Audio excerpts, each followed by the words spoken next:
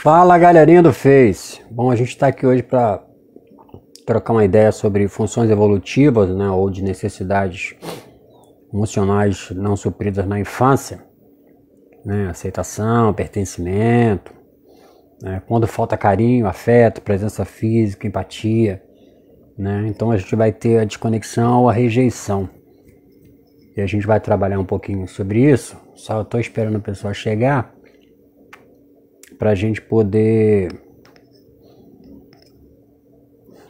concluir algumas ideias a respeito disso, né? Para isso eu vou esperar a galerinha do Face chegar. Bom, eu queria um feedback aí. Alguém entrou? A Ana Lusitana entrou aí. Tá conseguindo me ouvir direitinho, mano?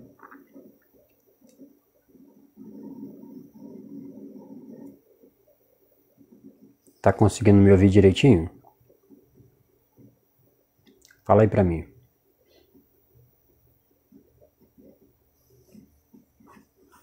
Tá conseguindo me ouvir, Ana? Natane Pierrone. Vocês estão me ouvindo, gente? Eu preciso só de um feedback para saber se vocês estão me ouvindo.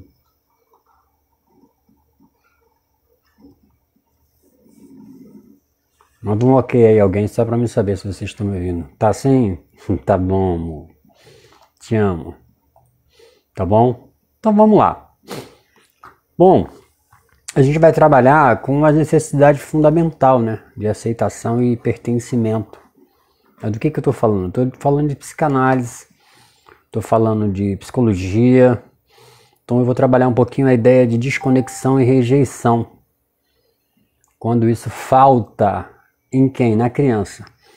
É de conhecimento da maioria que a gente é introduzido nesse mundo através da nossa mãe. E até então a gente não tem a mínima noção de quem somos, para onde vamos, o que fazemos. A gente passa por aquela fase de colo, onde a gente só mama, chora, faz cocô, faz caquinha. E depois de uma certa idade vai começar algumas coisas que vão interferir um pouquinho no nosso comportamento, né? Que é aquela fase que a criança começa a andar e vai começar os primeiros limites de regra. Não, você não pode mais fazer o cocô na fralda. Então a criança é levada até o banheiro e a partir dali ela tem uma obrigação que até então não tinha, porque até então tudo que ela queria estava na mão dela, né? Ela chorava e alguma coisa aparecia, um peito aparecia na cara dela, um abraço, um sorriso, uma brincadeira. Ela tinha toda a atenção do mundo, que é o que a gente quer hoje, né? A gente quer atenção, né? O que o bebê tinha naquela época e que era abundante. Bastava chorar que um peito aparecia na sua cara. Hoje mudou bastante isso, tá? Então a gente está à procura ainda desse peito na cara que a gente não tem mais. E a partir do período, né, que a gente sai dessa fase oral, de só mamar, de só chorar, a gente passa a ter alguns limites, umas regras. Você não pode mais fazer cocô na fralda. Agora vai ter que ser no vaso, no banheiro. E aí cada um vai criar a sua arte de como fazer a criança entender isso. Porém, quando a criança faz, né, as necessidades dela no banheiro, ou no biriquinho, ela recebe um elogio e ela começa a perceber que o que ela está fazendo está agradando aos pais. E aquilo é interessante, então ela vai começar a fazer isso numa vergonha, por medo. Ela começa a perceber que cometeu uma infração, né, e tem um medo da rejeição, porque o pai vai brigar e a mãe vai brigar. Até então ela não está entendendo muito bem o que está acontecendo na vida dela. A única coisa que ela... Alguém que amava muito, por alguma razão, na cabeça da criança, né, deixou de amar porque não tem aquele afeto. Não é mais o carinho, é uma bronca. E a criança ela vai começar a ser moldada, modelada. Porque quando nascemos, a gente já chega aqui nesse mundo com um projeto pronto para nós. É a mãe que coloca em nós a roupa que ela quer. É a mãe que penteia o cabelo do jeito que a gente quer. Do jeito que ela quer, aliás. É a mãe que vai começar a moldar essa criança com uma seguinte frase: eu quero dar para o meu filho tudo que eu não tive. Então a frustração do pai e da mãe de tudo que não pôde ter, ela quer colocar naquela criança sem ter a mínima noção se aquela criança quer aquilo ou não. Então a criança começa a se moldar para ser aquilo que o pai e a mãe quer. E aí vão surgir as cobranças em cima disso. Só que a criança, ela tem uma personalidade que é formada e muitas das vezes ela não se encaixa dentro daquilo que o pai e a mãe quer. E aí é que vai começar as frustrações que a gente passa quando criança, quando adolescente e até quando adulto, tá? A primeira delas que eu quero falar é a desconexão e rejeição. Isso acontece muito com adolescente e até adultos também, tá? Porque tudo que acontece na nossa infância vai nos acompanhar, nós somos modelados, nós somos moldados pelo nosso pai e pela mãe, pela ausência ou pela presença, ou algo muito permissivo ou algo que nos é negado. E dentro da desconexão e rejeição, a gente vai ter a fase do abandono e a instabilidade. O bebê começa a experimentar isso quando a mãe tira ele da cama para colocar no berço ou no quarto dele, né? E colocou o bebê. Enquanto está no colo, tudo bem. Botou no berço, ele vai chorar. Por que que o bebê chora? Porque ele passa pela sensação do abandono. Então ele chora, a mãe volta. Quando a mãe volta, ele para de chorar. A mãe saiu, ele chora de novo. Então isso vai criar uma instabilidade. Cria aquela dúvida na cabeça da criança, ora tem, ora não tem esse carinho. Ora tem essa presença, ora não tem. Para o bebê não importa se a mãe está no cômodo do lado, no quarto do lado, porque ele não tem essa noção. A noção que ele tem é eu sempre tive e eu quero continuar tendo. Tem pais que não entendem isso e criam o filho na cama até 15, 16, 17, 18, até 20. E isso vai moldar nessa criança um aspecto de dependência, tá? Então, dentro da desconexão e rejeição, a criança começa já a se sentir abandonada quando criança, bebezinho. Como tudo que ela queria era só chorar, e até tem uma música que diz que quem não chora não mama, né? A criança começa a chorar para ter o que quer. Por isso que a criança, ao tentar tirar da cama e colocar no berço, no quarto dela, sempre vai ter o berreiro, não é manha, tá? O que ela está sentindo é o abandono. É a instabilidade daquele ser que cuida dela e por alguma razão que ela desconhece, deixou de cuidar. Depois a gente vai passar para algumas outras fases, tá? Que fases são essas? A gente vai passar, deixa eu dar uma puxadinha aqui, ó. Frustração, né? Excessiva de necessidades, que a criança vai querer coisas sempre, toda hora. Se houver a super proteção, vai criar uma pessoa que não tem limites, porque tudo que ela sempre quis, ela sempre teve. Então você vai criar uma pessoa desregrada. E depois não adianta tentar mudar, porque você formou daquele jeito, você formatou daquela forma. Não adianta comprar um sapato 40 com pé 36, gente, não vai dar. Tá? Tanto a superproteção como a permissividade excessiva, tá? Você pode proteger demais, não faz isso, não faz aquilo outro, não vai na rua. Então a criança fica enclausulada. Ou então você deixa liberado para ir para onde quer, que é o outro problema. Que aí a gente vai entrar ou na traumatização ou na vitimização. Se você proteger demais, tá? Vai ter problemas. Se você super proteger demais, a gente vai ter problema. Então, na questão que a gente agrupa, como eu falei antes, eu vou dar uma repassada para quem chegou agora, a gente vai ter a desconexão e a rejeição, a criança e o adulto, a autonomia e desempenho prejudicado, tem gente que não consegue concretizar nada, realizar nada, isso é um fator da criação. Limites prejudicados, pessoas que não têm limites, tem pessoas entronas que não têm noção, não têm senso crítico. Direcionamento para o outro, ela nunca consegue se realizar e nem ser feliz a não ser que o outro direcione para ela. Pessoas que são totalmente dependentes, nada faz sem que o outro autorize ou permita, né? E para quem é narcisista, isso aí é um prato cheio. Normalmente esse tipo de pessoa que direciona o seu afeto para o outro, quando pega um narcisista, é um casamento perfeito. Vai sofrer pro resto da vida, tá? E a supervigilância e a inibição. A gente vai começar a falar um pouquinho sobre a desconexão e rejeição, tá? Que a gente vai ter aí, ó, A pessoa, a característica, ela vai se desconectar do mundo, vai criar o seu ambiente. Por quê? Porque ela se sente rejeitada. Normalmente são pessoas que se isolam, pessoas que não querem muito comentário com muitas pessoas, pessoas que se tiver no lugar, chega muita gente, sai, porque ela vai se desconectar dessas pessoas. O que essa criança, o que essa pessoa, o que esse adulto sente? O abandono e a instabilidade, tá? A desconfiança, ela está sempre desconfiando que ela vai ter aquilo ali por um momento e depois não vai ter mais. Para não sofrer, ela prefere se isolar. A privação emocional, a pessoa não tem como falar, comentar sobre o que está sentindo, porque de alguma forma, ora ela é ouvida, ora ela não é, pela questão do abandono. O homem que trabalha demais, o homem que chega do trabalho é impaciente. Tem a vergonha, também causada por isso, né? Por estar isolado de todo mundo. E a gente vai ter, por último, isolamento social e alienação. A pessoa fica totalmente fora de uma realidade, não acompanha nada, cria o seu mundo virtual e vive nele. Eu não vou falar sobre tudo hoje, tá? Mas eu vou abordar todos eles, que a gente pode fazer numa próxima live, caso vocês queiram. Além da desconexão e rejeição, a gente tem autonomia e desempenho prejudicados, aquelas pessoas que não conseguem realizar nada. Por quê? Dependência e incompetência. Quando o pai faz tudo para a criança, ela gera uma dependência. Então ela não faz nada, ela não sabe fazer nada.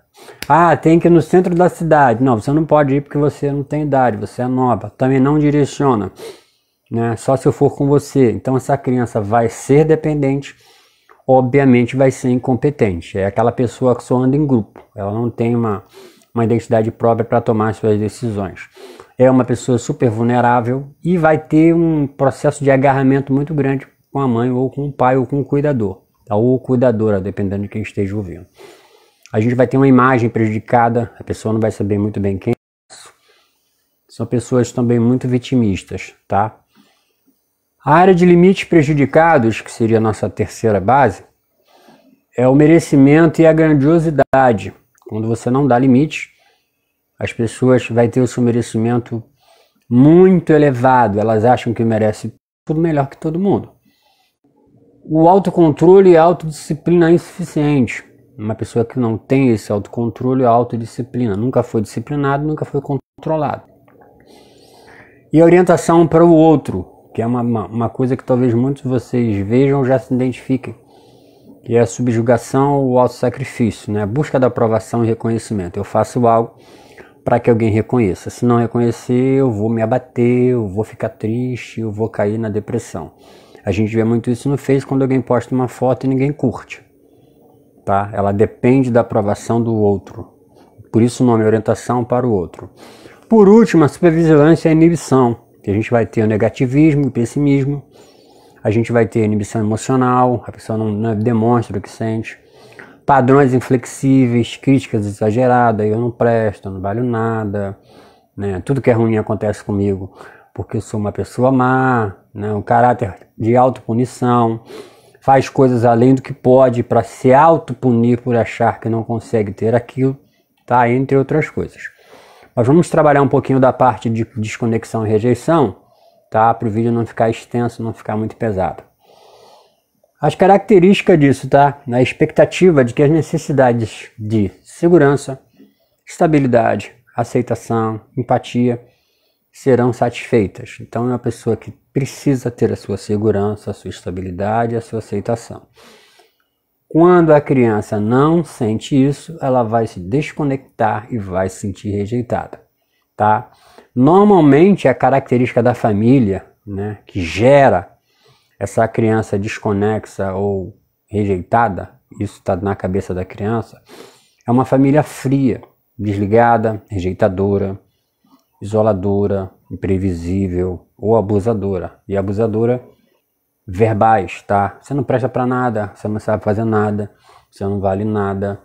É uma família fria onde não há relacionamento de abraço, de afeto. Logo, essa criança vai viver desconectada de todo mundo. São aquelas famílias totalmente separadas que ninguém fala com ninguém. Cada um toca a sua vida e vai embora. Porque o ambiente familiar é um ambiente frio. não havia troca, não havia afeto, tá? Havia o desligamento dos familiares de pai e mãe em interligar esses irmãos. Então cada um faz a sua parte, tá? E isso acaba isolando o irmão do outro, o parente do outro. Por isso que tem famílias que praticamente nem se falam. Cada um vive na sua área, porque a família era fria e criou desse formato. Você aprende assim e cresce assim. Pode haver algumas mudanças? Sim, desde que a gente modele, modifique a forma como a pessoa vive a sua realidade, tá? A realidade não tem a ver com o real. Cada um tem a sua realidade, tá? Tanto que a gente tem a frase que a gente diz assim, você está fora da realidade. Mas qual realidade? Da minha realidade ou da realidade do outro? Então cada um tem essa visão de realidade, tá? O abandono e a instabilidade, tá? Que é a primeira coisa que a criança passa. A percepção de estabilidade ou indisponibilidade de outra pessoa. O que é isso? A criança chega em casa com um brinquedo, vai mostrar e você não quer ver porque você está ocupada. Depois eu vejo. Então para pensar. Se quando o bebê era só chorar que o peito vinha na cara, a criança vai pensar alguma coisa eu fiz de errado. Por aquilo que eu estou produzindo. Logo, o que acontece? Essa falta de disponibilidade do pai, da mãe, do cuidador, da cuidadora, e depende se é homem ou se é mulher, né? Hoje eu estou mais abrangendo a parte de gênero. Então, se o cuidador, eu vou usar o nome cuidador para não ferir ninguém, se o cuidador não está disponível para aquela criança, a criança quer dar um abraço, agora não, que eu estou trabalhando, agora não, que eu estou ocupado, agora não. Antes, quando eu era pequena, de colo, vivia sendo abraçada. E de repente ninguém quer mais abraçar. É aí que vai entrar a desconexão e a rejeição. A criança se sente rejeitada, ela vai se desconectar dessa mãe.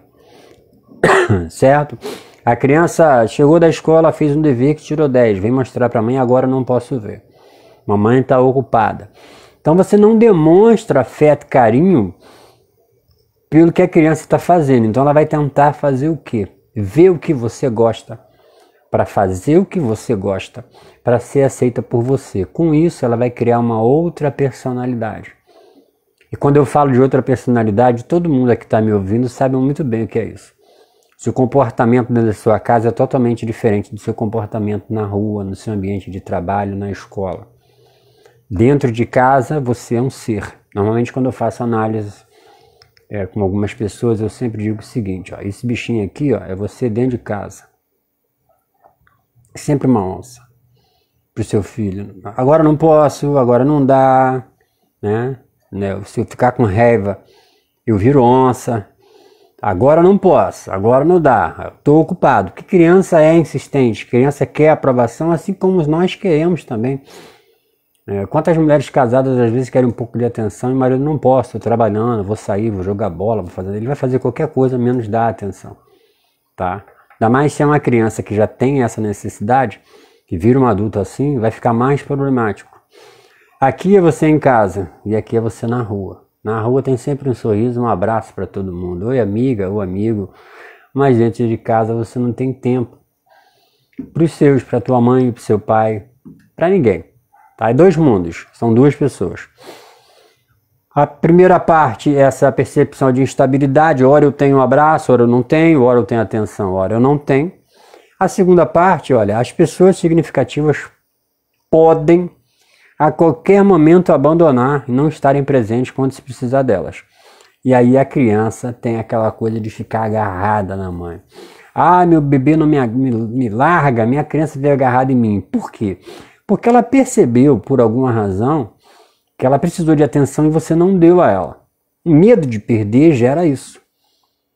Quando é que a gente vai ver isso nos adultos, Daniel? Simples. Você saiu para trabalhar, tem 20 minutos que você saiu e a pessoa te liga. Tá onde? Tá fazendo o quê? Tá com quem? Vai demorar? Essa coisa do abandono, ele vai me trair, ele vai morrer, vai acontecer alguma coisa de ruim, tem a ver com a criação, tem a ver com essa indisponibilidade materna ou paterna. uma mãe muito ausente, que ora abraçava, ora não abraçava. Como ela tem essa instabilidade, tá? Então ela pensa que a qualquer momento ela pode perder isso. Então você vai entender isso nos adultos através da formação infantil, certo? Essa indisponibilidade da atenção. E aí a gente vai passar para a desconfiança e o abuso, que é a segunda parte, tá? A expectativa de que o outro irão magoar, abusar, humilhar, também provoca a desconexão e a rejeição. Você vem falar alguma coisa, a sua mãe está nervosa quando criança, te dá uma bronca, tá? Deixa você ferida, magoada, te humilha com palavras, você não presta, você não está vendo que você está trabalhando. Ou seja, isso vai criar em você uma marca que vai perseguir você pro resto da sua vida. É a mãe que está nervosa por algum problema pessoal e quando é abordado pela criança, ela não para entender que ela está formando aquele ser. Simplesmente ela vai desaguar em cima daquela criança tudo que tem que falar. Depois vai pedir desculpa, mas a marca ficou. Então quando você chega aqui, fala um monte de coisa, a criança se encolhe. Quando você vai lá e abraça, vai cair naquilo que eu falei, de hora tem afeto, hora não tem afeto. Hora alguém me humilha, hora alguém me abraça, hora alguém me magoa, hora alguém me beija. Ela nunca sabe quando vai ter isso. O primeiro caminho é a rejeição e a criança vai desconectar das pessoas à sua volta, tá? Se você largar de mão essa criança por alguma razão, o resultado dessa negligência extrema, a criança vê como mal intencional. Então ela vai tentar criar estratégias para se aproximar de você. De novo falo, ela vai ter que mudar a personalidade dela para te agradar. E aí a gente vai falar sobre o terceiro tópico, que é a privação emocional. Tá? A expectativa de que não serão satisfeitas em grau normal os desejos de suporte emocional. Então, o que seria esse suporte emocional? Privação de carinho, privação de empatia e privação de proteção. Tá? A criança se sente desprotegida, não vê em você carinho, afeto, abraço. Tudo isso vai desconectar a criança, tá? Que vai se transformar em um adulto dessa mesma forma. São aquelas pessoas melosas que vivem agarrando, abraçando, beijando, que tem que ouvir um cuti-puti, que você tem que estar sempre perto dela. Se você não fizer isso, ela vai se isolar, tá? Ela sai de perto de você, por quê? Porque ora ela tem esse carinho, ora ela não tem. Então vai criar seres humanos um defeito de fabricação. E essas pessoas são múltiplas, existem vários por aí. Se você pegar o que eu estou falando e começar a pensar ou avaliar, você vai conhecer muitos amigos assim, ou até você seja uma dessas pessoas, tá? Você teve o carinho privado, a empatia e a proteção privada na sua infância. Como não havia carinho, não havia proteção, você não pode dar aquilo que você não tem. E quando você crescer, você vai viver atrás disso, de carinho, de empatia e proteção. É aquela pessoa que chega, se tiver 6 pessoas conversando, tudo bem. Se ela chegar a falar boa noite e só uma responder, é o suficiente para ir embora e sair fora. Por quê? Ela vai se desconectar do grupo, vai se sentir rejeitada e vai embora. Por que ela fez isso? É um gatilho, tá? Uma pulsão daquilo que ela já experimentou na infância. Certo? O quarto é a vergonha, sentimento de que se é mal, de que se é indesejado, de que se é inferior. Por isso, se você tem 2 filhos e há um diferenciamento no tratamento, tá? Um deles vai se sentir mal, indesejado e inferior. Tudo é para um, tudo é para o outro. Isso acontece muito quando você tem 2 filhos. Tá? O primeiro filho que nasce, tudo é para ele, o colo é para ele, a cama é para ele, o berço é para ele, os presentes são para eles, a visita é para eles, as fotos do Face são para ele. E de repente a mãe engravida de novo e aparece um novo ser. E aí a gente tem que ter muito cuidado com o que vai provocar nessa outra criança. Porque quando ela olhar, o beijo que era meu já não é meu, o abraço que era meu já não é meu, tá? O peito que era meu já não é meu. E ela vai começar a se sentir mal, indesejada e inferiorizada. O pensamento da criança é: minha mãe ou o meu cuidador, a minha cuidadora, colocou uma pessoa no meu lugar. Logo vai começar um processo interno de rejeição. E aí o que que ela faz? Ela vai se desconectar. E crianças que vão mal na escola, crianças que começam a brigar muito na escola, tá? Que ela vai tentar descontar isso em alguém, vai se sentir rejeitada, certo? E tem a expectativa que não seria amado por pessoas significativas, caso expusesse isso. Quando ela tenta falar com a mãe, ela percebe que agora eu não posso, tá vendo que eu estou cuidando do teu irmão ou da sua irmã? Depois eu falo com você. Então ela tenta expor isso, mas ela percebe que o cuidador, a cuidadora, a mãe ou o pai não dá atenção para ela. Então a tendência é que o pessoal chama muito, ela está deprimida. Na realidade é uma desconexão e uma rejeição. Tá? Às vezes a gente confunde isso com depressão. O que que ela está passando? É aquela coisa de hora tem carinho, hora não tem carinho. E aí ela não espera mais por esse carinho. Se o carinho vier, bem. Se o carinho não vier, tudo bem. São pessoas normalmente que crescem no relacionamento, vive isso, tá? Se você falar, olha, tô chegando já, vou passar para almoçar com você. Se você não for, a pessoa se sente mal, indesejada e inferior. E ela vai começar a pensar, não veio porque sou eu, que se fosse fulano ela teria ido. Ela se acha inferior a todo mundo, ninguém dá valor para ela, ninguém se preocupa com ela. Então da onde vem isso? Veio lá da formação da infância. Tranquilo até aí?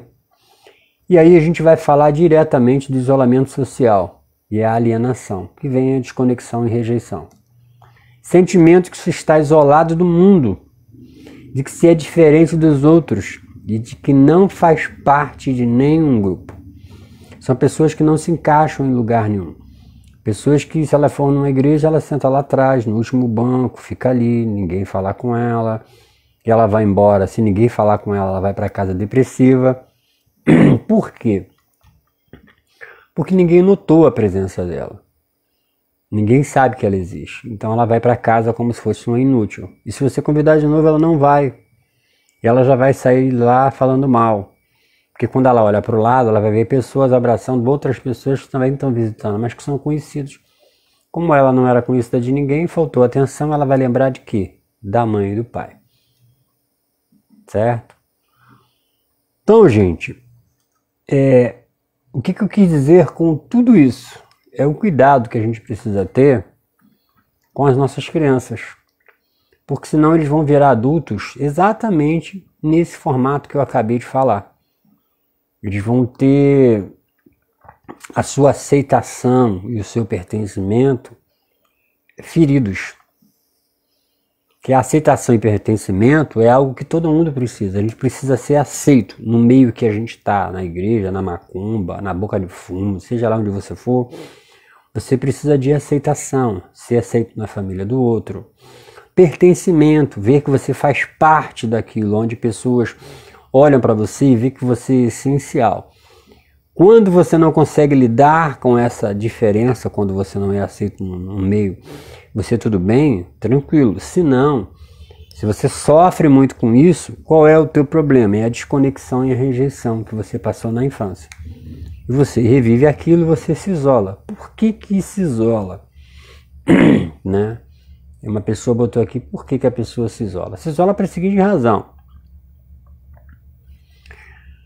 Se eu ficar ali, a dor aumenta. E eu não quero mexer nisso. Eu não consegui resolver isso quando na minha infância. Toda vez que eu tentava expor esse problema, ninguém me dava atenção. Lembra quando eu falei da criança que chega? Mãe, aqui é o que eu fiz na escola. Agora eu não posso ver porque eu estou ocupada.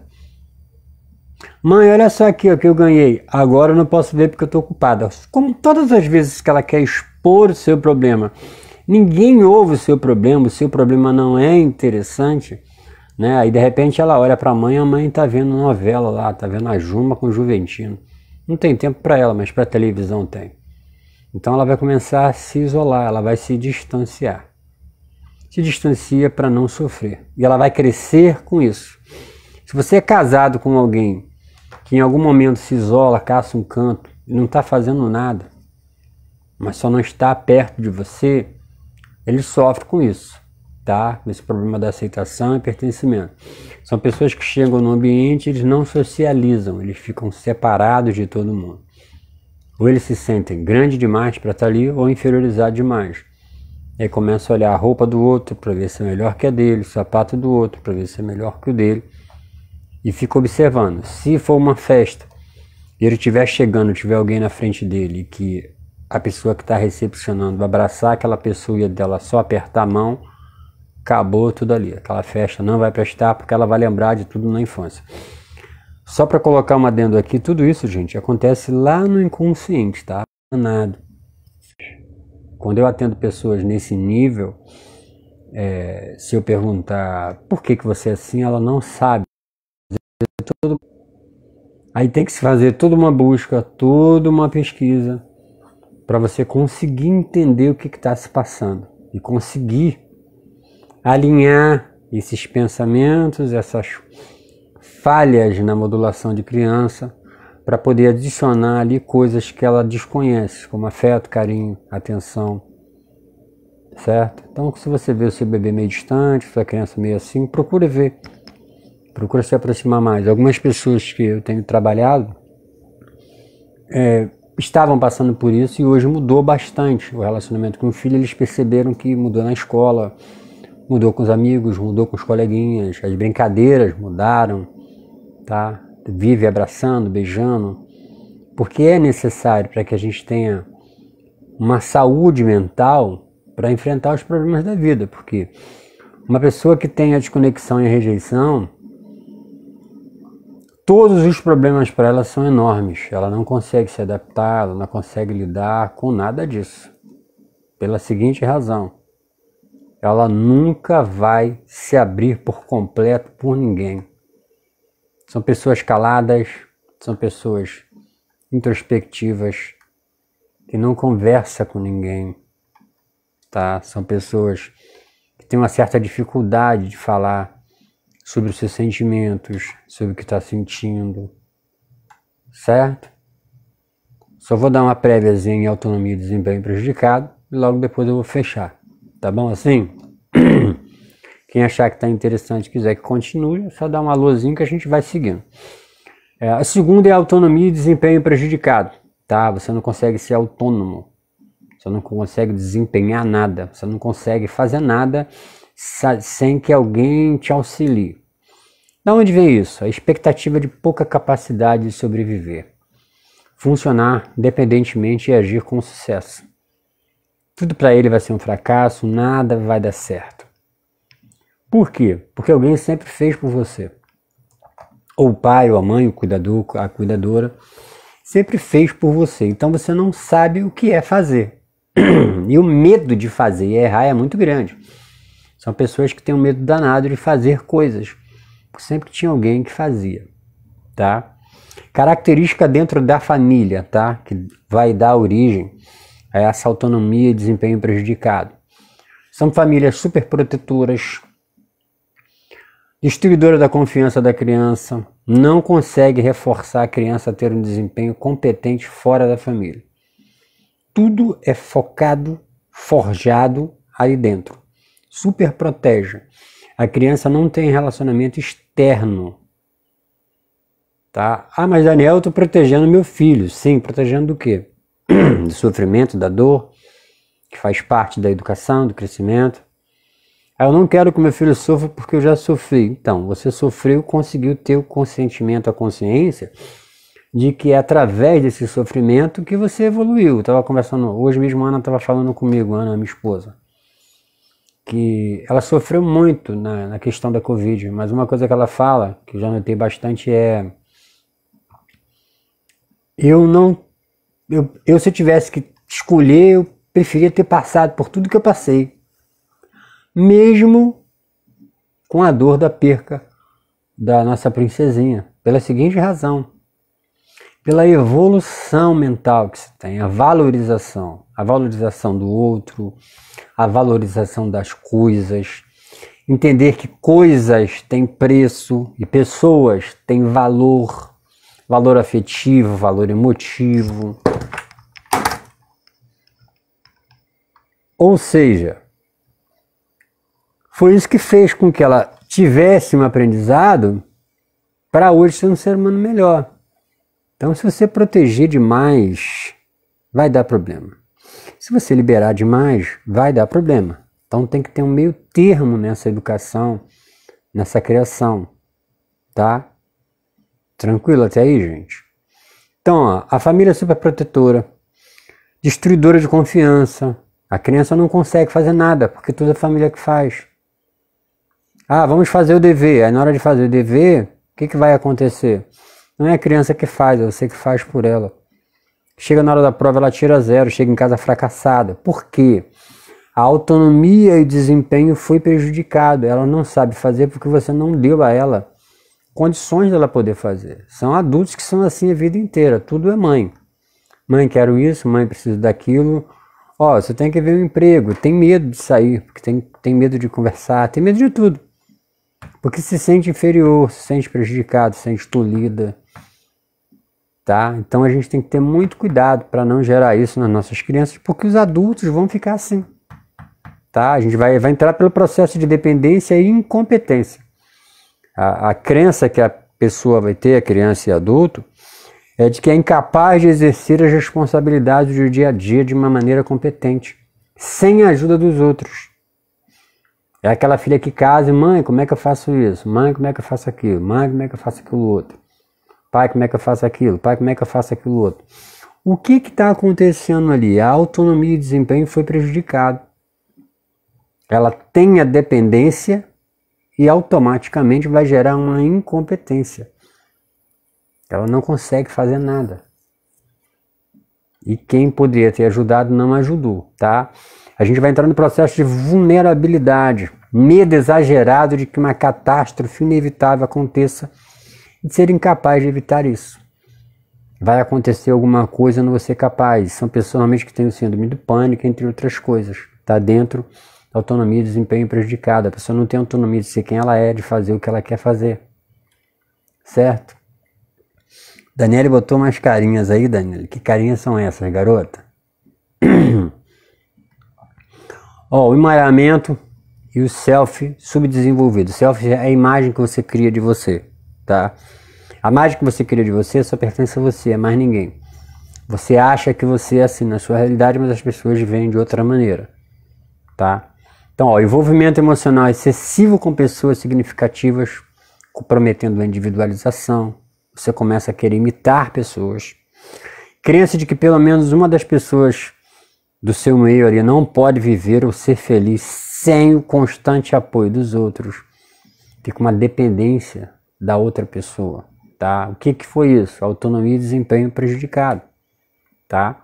A gente vai falar sobre o fracasso para fechar. Ainda em autonomia e desempenho prejudicado. Estou me identificando com algumas coisas, filha? Fracasso, crença de que se fracassou.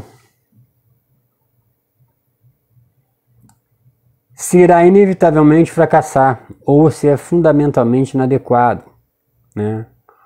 Face aos seus pares em área de realização pessoal. A pessoa, como ela não tem autonomia e desempenho, ela não conseguiu desenvolver isso, ela sempre acha que vai fracassar. Isso não vai dar certo, eu não vou conseguir fazer. Porque não foi dado a essa pessoa, quando criança, na adolescência, fazer isso, né? Colocar a roupa que você quer. Então chegou a idade da criança poder escolher a roupa, você não quer que escolha, você quer colocar aquela roupa nela. Então ela nunca sabe como se veste, como se faz, porque tem alguém fazendo por ela, tá? Envolve a crença de que se é burro, inapto, sem talento, ignorante, menos bem-sucedido e etc. Por que a criança vai achar que é burro e por que esse adulto vai achar que é burro?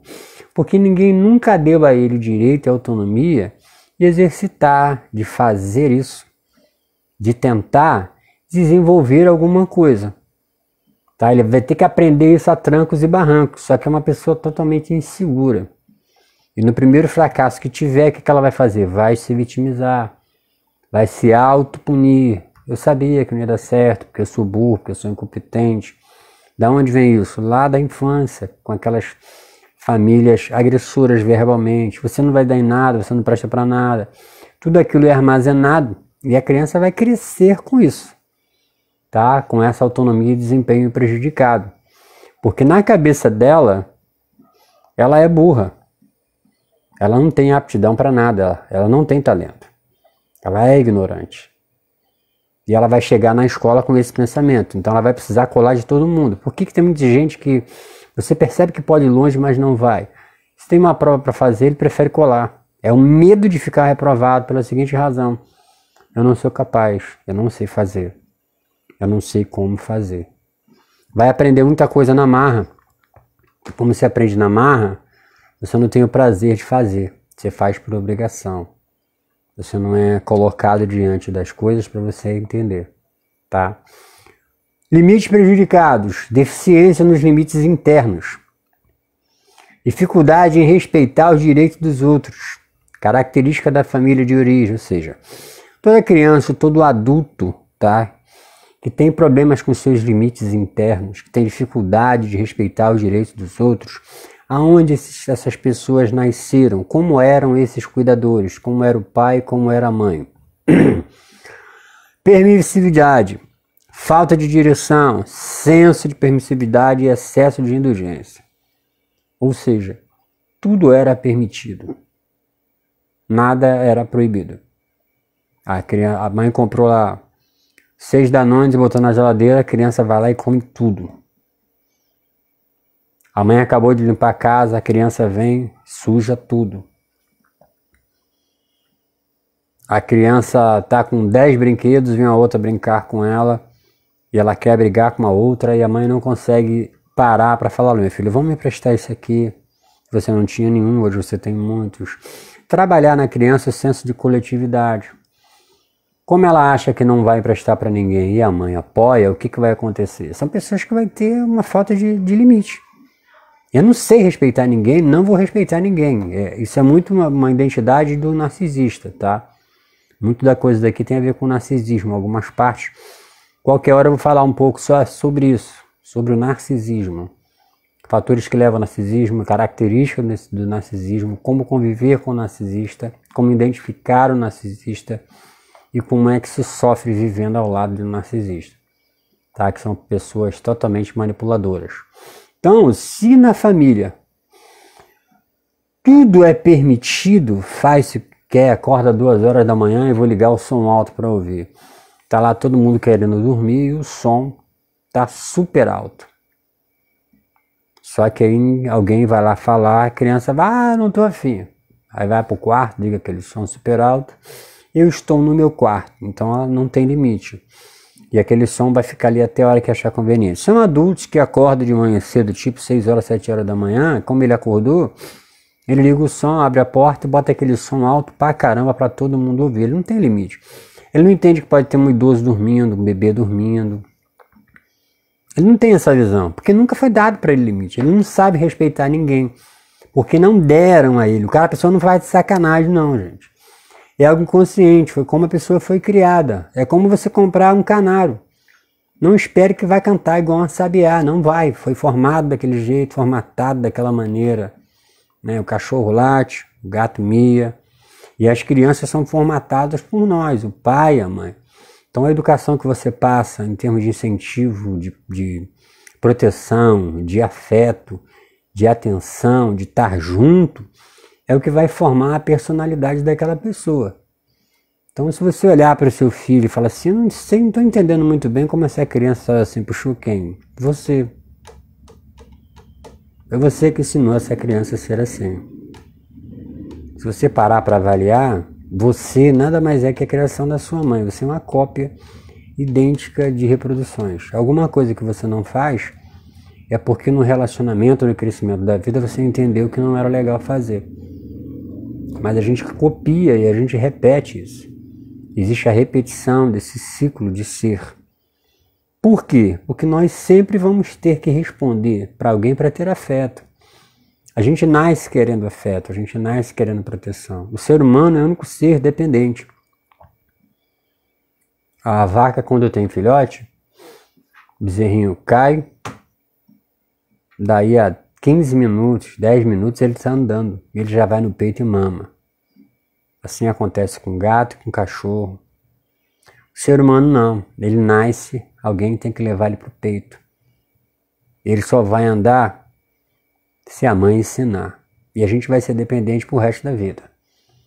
A gente é dependente como criança, chega uma certa idade acha que não depende mais de ninguém, mas um dia você vai ficar velho e aí você volta à fase infantil da dependência de novo. Alguém que te dê banho, alguém que troque a sua fralda, alguém que te dê comida. E se esse ser que você criou não tem limite, não tem referência, não tem senso de respeito, imagina o que ele vai fazer com você.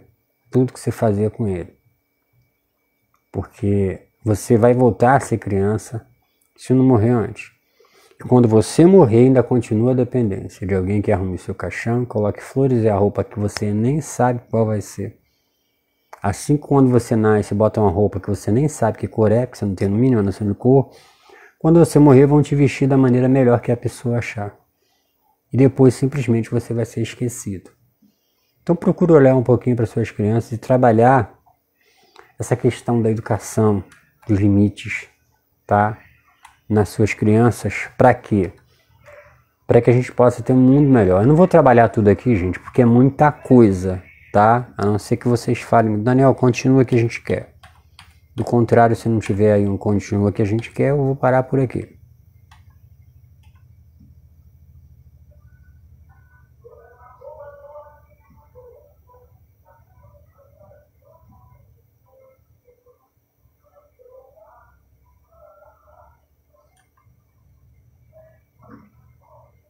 Olha, a Thalita está se identificando com isso aí, tá vendo? Quando ela casou, ela teve esse problema com o esposo dela.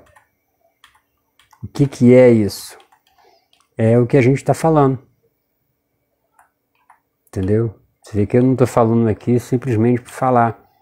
O que eu estou falando? Das questões de limites. Esse limite prejudicado. A deficiência nos limites internos. Não é ensinado para a gente ter limite. Quando a gente não tem limite quando criança, a gente vai crescer assim. Por isso, Thalita, que você enfrenta isso. E não é só isso. É todos os limites. É o respeito a você, ao filho, a filha, é no trabalho, é conversas. Tem duas pessoas conversando, a pessoa chega e se mete no meio, fala um negócio que não tem nada a ver com nada, que ninguém chamou para conversa, quer dar opinião sobre N situações. Esse é o perfil das crianças com limites prejudicados, a deficiência de limites internos, tá? A dificuldade em respeitar o direito dos outros. A característica é uma só.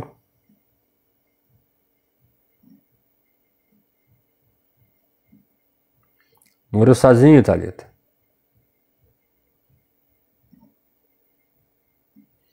Então, a Thalita conviveu com uma relação mais ou menos parecida com essa, tá? Bom, a Isabela quer que eu continue, né? Vou continuar mais um pouquinho. Já falamos do limite prejudicado, tá? Merecimento e grandiosidade. Ó, merecimento e grandiosidade. Crença de que se é superior aos outros. E de que não se está subjugado às regras recíprocas que governam a interação normal. A pessoa se acha superior. Ela não está no mesmo nível que você. A cabeça dela funciona assim. Eu posso tudo, eu faço tudo. Como você se submete a uma razão social do respeito, ele se acha superior, porque na cabeça dele, isso é coisa de otário. Ah, faça silêncio. Por que eu vou ter que fazer silêncio? Não estou afim de falar e pronto. Tá? A criança está dormindo. Qualquer coisa faz dormir de novo. Ou seja, essa crença, essa ideia, esse convencimento de que se é superior aos outros e de que não se está subjugado às regras de reciprocidade que governam a interação normal. Se você fizer silêncio para essa pessoa dormir e ela chegar quebrando, fazendo uma bagunça, se você for falar para ela, pô, mas eu faço por você, ele vai falar, pô, mas e daí, eu sou assim. Ele sempre vai se impor como o superior, maior, né, o maioral. Vai ter insistência de se ter o que quer, independente do que isso custe aos outros. Ele quer alguma coisa, não importa o quanto vai custar para você. Se vai custar a sua paz, se vai custar a sua tristeza. Ele quer aquilo ali e acabou. Por quê? Porque os seus limites são prejudicados. Ele atropela qualquer um em termos daquilo que quer. E da onde vem isso desse adulto? Da infância. A ausência do pai, a superproteção, tá? Quando não estava presente. super protegia, sempre deu tudo o que quis, ele sempre podia fazer tudo o que quisesse. Se chegasse numa festa, ele subisse na mesa, em vez de mandar descer, falava, que bonitinho, olha lá o meu filho dançando em cima da mesa. Então, quando ele olhava e via que estava agradando a quem? O pai a referência ou a mãe a referência, para ele aquilo tudo é normal. Então não é sacanagem, não é maldade. Isso aí aprendeu lá na infância, tá? Eu espero que nem todos tenham se identificado com isso, tá, gente? A falta do limite gera uma outra coisa. Autocontrole, autodisciplina, insuficiência. Dificuldade ou recusa em exercer autocontrole e tolerância. A frustração e buscar metas pessoais. Ela tem uma dificuldade, uma recusa em exercer o autocontrole, a tolerância. Ele fala mesmo, ele xinga mesmo, ele faz mesmo e dane-se. É assim que funciona a cabeça da pessoa que tem os seus limites prejudicados na infância. Ele é gerado dessa forma, é um ser com essa deficiência. Tem como ajeitar? Sim, fazendo análise. Descobrir lá atrás o que faltou e colocar na caixinha do cérebro da pessoa aquilo que está faltando. Desde que a pessoa entenda que é um problema, né? Porque a pessoa só vai procurar análise se ela sofrer com isso. E tem pessoas que não sofrem. Tem gente que sofre, sabe que é assim, reconhece isso, mas não consegue mudar. Por que não consegue mudar? Porque tem que ser mexido, tem que ser formatado, tem que ser ajustado. E aí só a psicanálise para trabalhar nessa área. Certo? Então ela vai ter dificuldade ou uma recusa de não querer se controlar ou de ser tolerante. A frustração ao buscar metas pessoais. Dificuldade de restringir a expressão excessiva de emoções e impulsos. Grita mesmo. Né? Ela não tem aquele limite. Está numa casa onde a criança está dormindo, o cara está vendo o jogo do Flamengo, sai o gol, ele vai sair pulando, batendo em tudo. Dane-se a criança. Dane-se quem está dormindo, dane-se quem está doente. Por quê? Porque ele tem uma certa dificuldade desse autocontrole. Essa expressão dele vai ser excessiva. Se tiver dentro do restaurante e tiver que dar uma gargalhada alta pra caramba, ele vai dar sem o mínimo constrangimento. Enquanto você vai baixar a cabeça, ele vai estar... O que é? O que foi? Né? Ele ainda vai colocar essa coisa como sendo superior e todo mundo tem que se submeter a ele. Certo? E aí a gente vai pular para uma outra fase, que talvez alguns aí se identifiquem, que é a orientação do afeto para o outro, tá? Não é para você. Como assim? É o foco excessivo nos desejos, sentimentos dos outros, comprometendo suas próprias necessidades. Tá? É a pobreza, o enfraquecimento, o empobrecimento do ego, do eu. Tudo é o outro. Então você se dá pelo outro, faz pelo outro. Característica da família de origem. Como é que essa pessoa foi formada? Como eram os formadores, os cuidadores? Aceitação condicional, onde as crianças devem suprir aspectos importantes de si próprio para obter amor, aceitação social ou status. As vontades dos pais são mais importantes que os desejos e necessidades da criança. Como assim, Daniel? A criança cresce e vê um sorvete, que é um sorvete de coco. A mãe, não, você vai tomar um sorvete de chocolate porque é mais gostoso. Então ela passa a tomar um sorvete de chocolate. O que ela queria era o outro. Tá? Mas a mãe falou, vai tomar esse aqui, que é de coco, seja lá o que for. Então ela começa a aprender que o que interessa não é o desejo dela. O que interessa não é o sentimento dela. O que interessa é o sentimento do outro. Então você passa a existir através do sentimento do outro. Como assim? Você vai viver subjugada. Tá? É uma excessiva submissão ao controle dos outros para evitar raiva. Para fulano não ficar com raiva, porque a criança se não comer, a mãe fala, se você não comer, eu vou te bater. Se eu não queria sorvete, agora você vai comer. Mas mãe, eu queria de chocolate. Não, mas você vai comer o de coco. Então, para não ser punido, a criança come. O que você está gerando? Um ser assim, ó. Ele vai ficar excessivamente submisso ao controle dos outros para evitar raiva, retaliação ou abandono. Para não ser abandonado, para não ouvir uns gritos, o que você vai fazer? Tudo que o outro quer. Como você se submete a isso na sua infância, você vai crescer assim. E aí você vai estar dentro de um relacionamento com uma pessoa intolerante, vai fazer coisas que você não quer fazer, vai chorar depois sozinho, pela seguinte razão: você se submete a esse controle para evitar que o outro fique com raiva ou que o outro te abandone. Você já imaginou essa situação? Porque você foi criado assim, não é porque você quer, é inconsciente. Então vai vir aí a subjugação da necessidade, ou seja, desejo, opinião, a sua opinião nunca vai importar, e às vezes você vai ter que concordar com coisas que você não concorda, porque senão o outro fica bravo com você. E a subjugação das emoções. Você nunca pode expressar realmente as suas emoções, que gostou, que não gostou, se está gostando ou se não está gostando. Você simplesmente vira um objeto na mão de alguém. Porque você só aprendeu a viver para satisfazer a vontade dos outros. Pessoas que só se realizam fazendo o que os outros querem. Certo até aí, gente? E ainda, em orientação para o outro, ou o foco do seu afeto para o outro, a gente vai falar sobre o autossacrifício. Que é a satisfação voluntária das necessidades dos outros, com o objetivo de evitar causar dor aos outros, ou evitar a culpa e se sentir egoísta. Tá? Como assim, Daniel? Você está vendo que a pessoa está se aproveitando de você.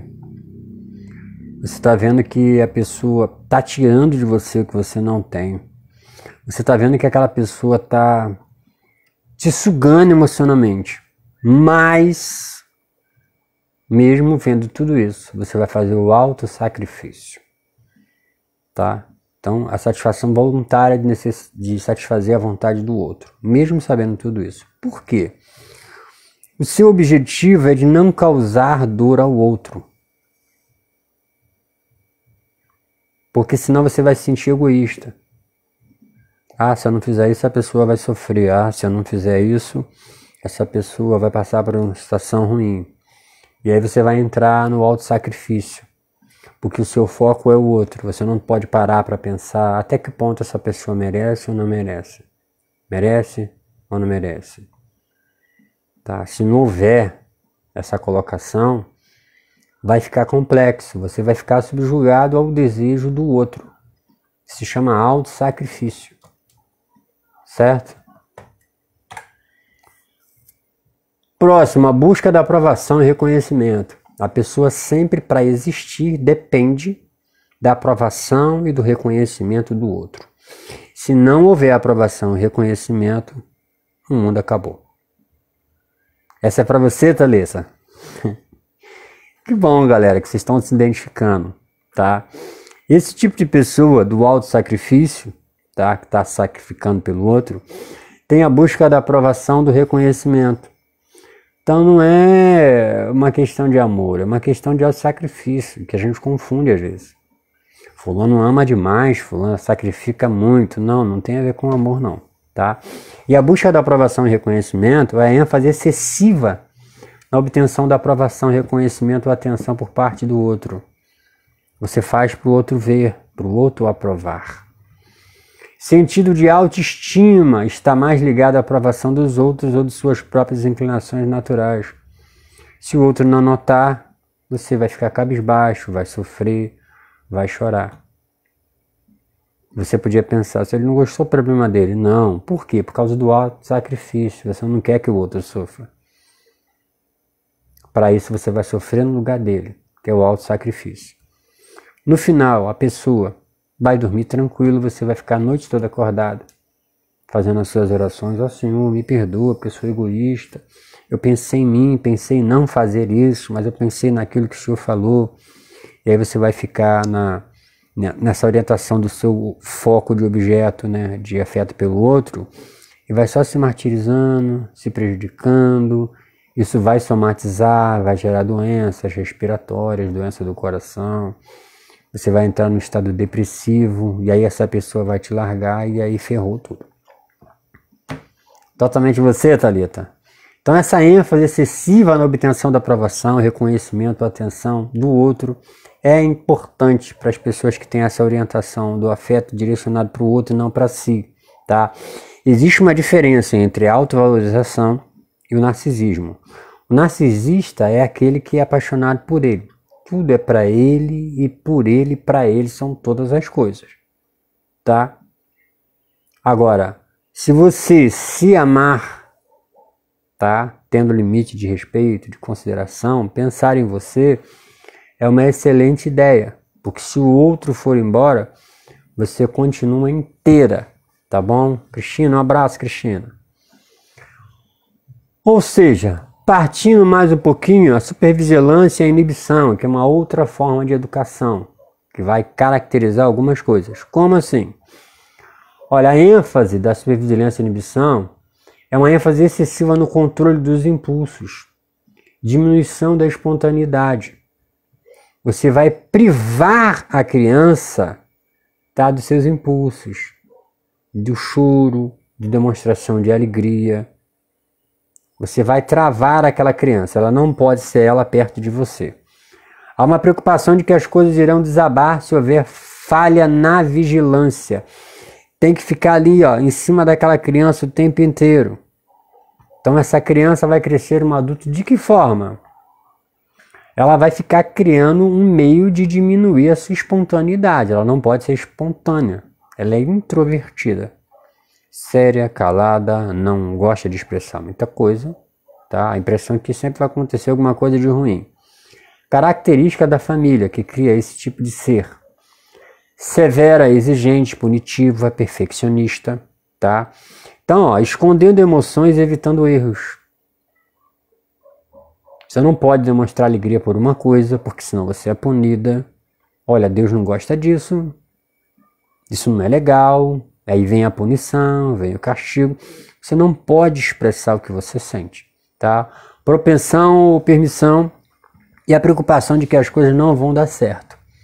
Então, essa é uma das características, tá? Na supervigilância e a inibição, a gente vai ter o negativismo e o pessimismo. São duas coisas bem fortes, né, nessas personalidades. Um foco intenso no aspecto negativo da vida. Dor, morte, decepção, traição. O foco intenso, muito grande para aquilo. Foco minimizado no aspecto positivo. Tudo que for positivo não presta. Para vocês entenderem, tá? Mais ou menos na psicanálise que a gente vai chamar de projeção. Eu estou com uma caneta, faz de conta que isso aqui é a parte boa, essa aqui é a parte ruim. Tá? Então, ó, o foco intenso nos aspectos negativos. Isso aqui é a parte negativa, isso aqui é a parte boa. Tá? Ela não consegue focar na parte boa, apesar da parte boa ser maior. Ó. Como assim? Ela veio uma maçã com uma manchinha preta. Para ela, toda a maçã está estragada. É aquela pessoa que você faz coisa boa para ela. E quando você comete um errinho só, como ela só foca na coisa negativa, ela vai, ó, mandar o couro em você. Deu para entender mais ou menos? O foco minimizado no aspecto positivo. O que é positivo para ela não interessa. O que interessa é negativo. Alguém vai morrer, alguém vai me trair, certo? Expectativa de que as coisas irão ocorrer seriamente mal, mesmo que todas as evidências demonstrem o contrário. Você fez um curso, foi chamado para uma entrevista de emprego, qual é o pensamento? Como só vê a parte má, eu não vou conseguir passar, eu não vou conseguir falar direito, alguma coisa de mal vai acontecer, vai ter alguém lá mais competente do que eu, você não consegue ver nada de bom. Por quê? Na sua infância você foi super vigiado, você foi inibido, e aí você vai gerar o negativismo e o pessimismo. Sempre vai estar com medo de alguma coisa ruim acontecer, porque na época que você era criança, quando você focava em alguma coisa boa, que você apanhava, você aprendeu que ser negativo e usar do pessimismo era o melhor meio de defesa para você. Tá? Então você vai ter sempre essa expectativa de que as coisas vão acontecer mal. Tá? A inibição do emocional que a gente estava falando ainda nessa família controladora, inibição excessiva da ação, sentimentos, comunicação espontânea, com o objetivo de evitar a desaprovação dos outros. A pessoa não fala com medo de ser reprovado. Não vou falar nada porque eu posso falar uma merda aqui, as pessoas vão me criticar. Não vou falar nada porque eu vou ser mal interpretado. São aquelas pessoas que entram calado, sai calado e vai embora para casa. Por quê? Essa supervigilância de quando era criança, que não podia expressar o que sentia, vai gerar um adulto inibido emocionalmente, certo? Então ele não tem como expressar nenhum tipo de ação, sentimento ou comunicação espontânea, com o objetivo de evitar a desaprovação. Ele fica com medo de falar ou de fazer qualquer coisa. Inibição da raiva e agressão, organização e planejamento compulsivo, inibição de sentimentos positivos, rotinas e rituais, dificuldade de expressar a vulnerabilidade, a pessoa não consegue reconhecer os seus erros, ênfase excessiva na racionalidade. Tudo é racional, tudo é racional. Ainda, nessas crianças super vigiadas, super inibidas, uma vigilância muito grande dos pais severos, são os padrões inflexíveis e a crítica exagerada que essa criança sofre vai gerar que tipo de adulto?